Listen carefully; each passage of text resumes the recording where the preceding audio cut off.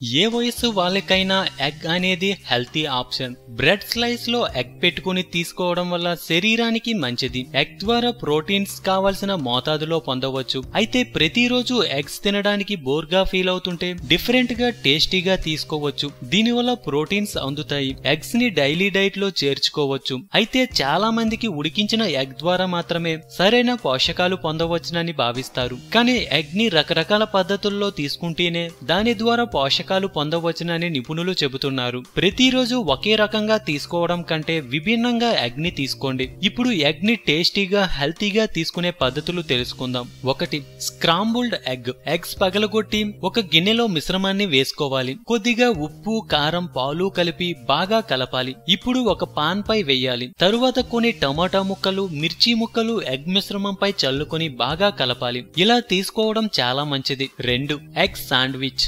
Bread తో పాటు eggs తీసుకోవడం వల్ల రెండింటి ద్వారా ప్రోటీన్స్ పొందవచ్చు. ఎగ్ ని ఆమ్లెట్ వేసుకుని బ్రెడ్ ని కాస్త వెన్నతో కాల్చి మధ్యలో పట్టుకుని తింటే హెల్తీగాను టేస్టీగాను ఉంటుంది. 3. సలాడ్ రూపంలో. 2 ఎగ్స్ తీసుకుని డైరెక్ట్ గా పాన్ పై వేయాలి. అది ఫ్రై అయ్యాక దాన్ని ప్లేట్ లోకి తీసుకుని సలాడ్ ని పైన వేసుకుని తీసుకోవడం వల్ల సలాడ్ ద్వారా ఎగ్ ద్వారా కావలసిన పోషకాలు పొందవచ్చు.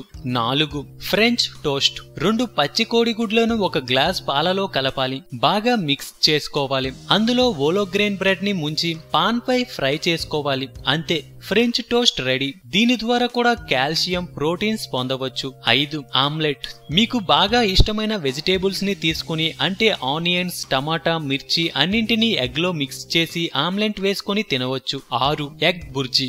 దీన్ని కొన్ని ప్రాంతాల్లో ఎగ్ ఫ్రై అంటారు. ఈ కూరను రైస్, చపాతీలతో తీసుకోవచ్చు. 7. ఉడికించిన ఎగ్. చాలా సింపుల్ అండ్ హెల్తీ పద్ధతి. ఎగ్ ను ఉడికించి కాస్త పెప్పర్ వేసుకుని తినడం వల్ల శరీరానికి కావలసిన పోషకాలు పొందవచ్చు. 8. Vote meal.